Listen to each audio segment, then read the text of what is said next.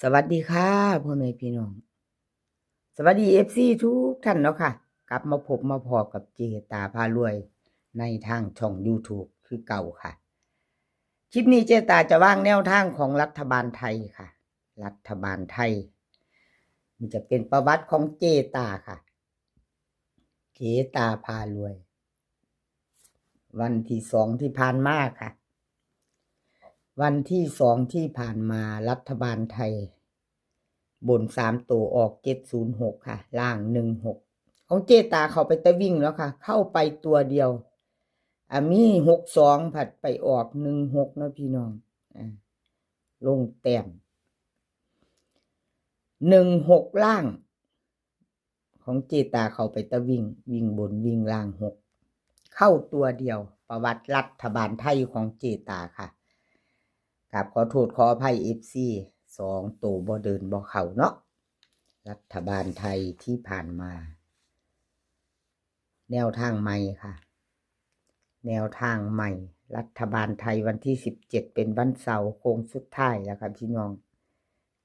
ของเจตาวิ่งลูดค่ะวิ่งเจให้4กับ2ค่ะ4กับ2ตัว4หางค่ะ49 48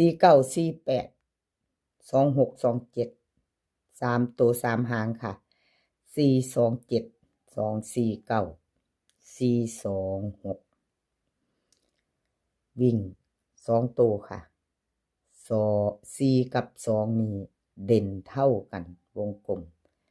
ทอกันเด้อค่ะ4กับ2สายวิ่งสายรูด2ตัวค่ะเจเน้นให้4 9กับ2 7 3ตัว1หาง4 2 7ค่ะ3ตัวรัฐบาลไทยค่ะพี่น้องลงให้ก่อนมือหนึ่งมีโอกาสหยิบจับลอตเตอรี่กันไว้เนาะรัฐบาลไทยชอบก็จัดคัดก็ผ่านค่ะคลิปนี้จะมี4เซียนเด้อค่ะพี่น้อง4เซียนเจตาพารวยเลขลับวงในล็อกเทียนทะเลอสมใจค่ะ4เซียนดังแคปหน้าจอไว้เด้อค่ะชอบของผู้ใด FC ที่เขามาเนาะรับชมรับฟังชอบของผู้ใดก็จัดของผู้นั้นค่ะบ่ชอบก็ผ่านไปเนาะค่ะแคปหน้าจอของเจตาพารวยแล้วก็ไปต่อค่ะไปต่อ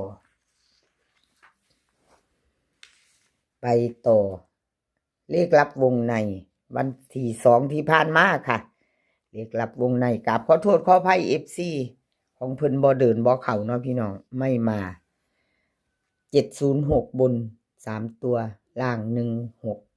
16วิ่งลูด2ตัว3ตัวบ่เข้าขอโทษขออภัยแทนวงในค่ะมาไปต่อไปใหม่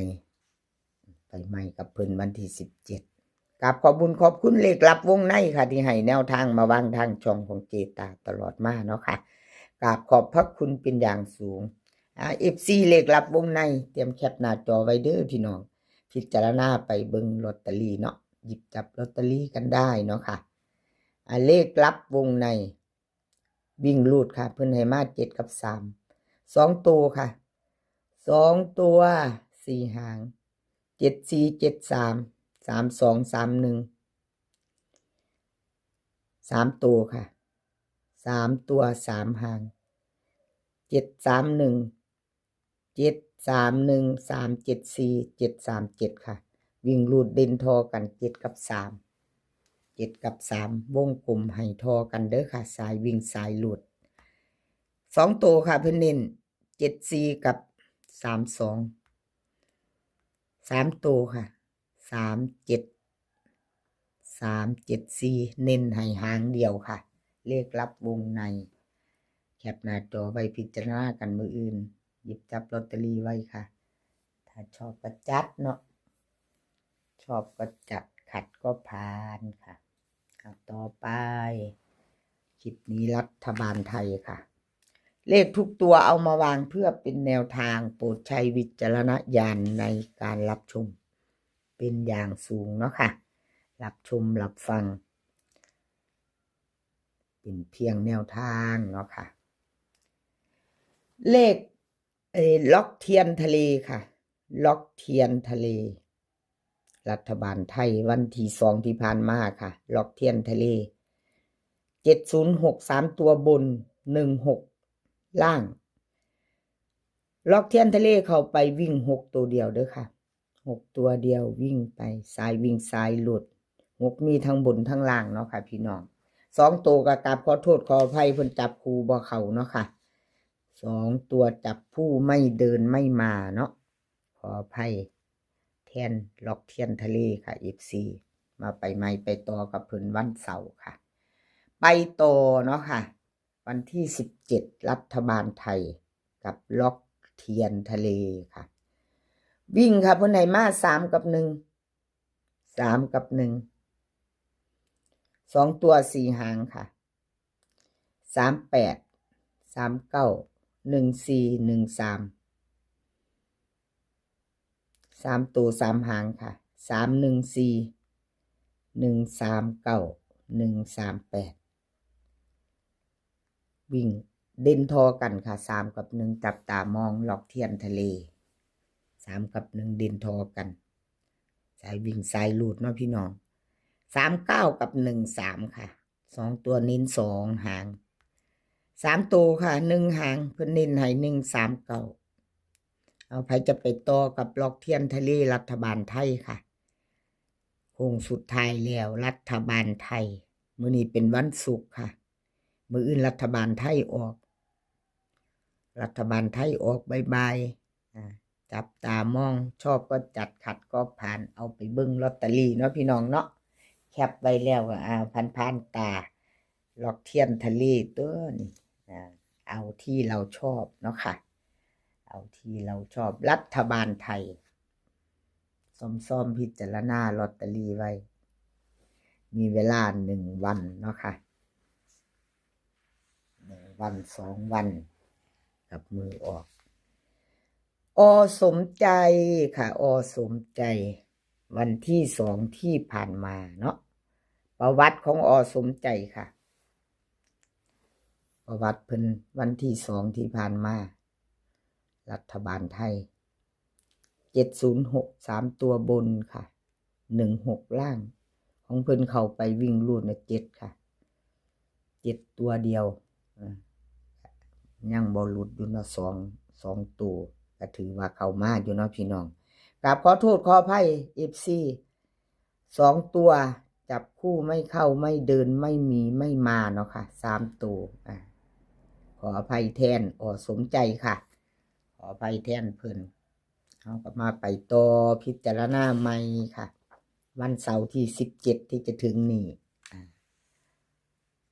เอากลับมาตามต่อค่ะชอบเนาะพี่น้องแนวทางของสมใจชอบก็จัดขัดก็ผ่านค่ะแคปหน้าจอไว้วิ่งรูดสมใจค่ะเพิ่นให้มาวิ่ง5กับ3 5กับ3 2ตัว4หางค่ะ53กับ52 37 36 3ตัวค่ะ3หาง537 352 363ค่ะสมใจวิ่งเด่นเท่ากันทั้ง2ตัววงกลมให้5กับ3ค่ะ2ตัวเน้น53กับ37 3ตัวเน้นหางเดียว537ค่ะเอาแคปหน้าจอค่ะใครจะไปต่อกับสมใจเนาะค่ะแนวทางรัฐบาลไทยเพิ่นกราบขอบบุญขอบคุณสมใจหลายๆเด้อค่ะที่ให้แนวทางมาว่างทางช่องของเจตาด้วยดีเสมอมาเนาะค่ะกราบขอบพระคุณเป็นอย่างสูงแล้วก็ FC ค่ะขาดบ่ได้ FC ผู้เขามากดติดตามกดไลค์กดแชร์มาคอมเมนต์เนาะค่ะกดหัวใจเป็นกำลังใจให้เจตาทางช่องน้อยๆกราบขอบพระคุณเป็นอย่างสูงค่ะกราบขอบพระคุณหลายๆ FC ใหม่ถ้าเพิ่งผ่านเขาไม่เห็นชอบแนวทางคลิปนี้เนาะค่ะแล้วก็เป็นทางช่องของเจตาพารวยมาเห็นเป็นครั้งแรกก็ถ้าชอบเนาะค่ะชอบแนวทางเดียวกันก็กดติดตามไว้แล้วก็อย่าลืมกดกระดิ่งแจ้งเตือนนำเด้อค่ะจะได้บ่พลาดคลิปใหม่ๆกดกระดิ่งแจ้งเตือนไว้ คลิปนี้ขอให้พี่น้องโชคดีกับรัฐบาลไทยเป็นวันเสาร์ที่17ค่ะให้โชคดีกันทุกคนมื้อนี้ก็ขอให้มีความสุขขอให้สุขภาพร่างกายแข็งแรงค่ะสุขภาพย่อมมาก่อนเสมอให้แข็งแรงกันทุกคนเดินทางไปไสก็ขอให้ปลอดภัยค่ะเดินทางไปขอให้มีโชคกลับมาก็ขอให้มีชัยคลิปหน้าพอกันใหม่กับขอบพระคุณหลายๆคลิปนี้ก็สวัสดีค่ะ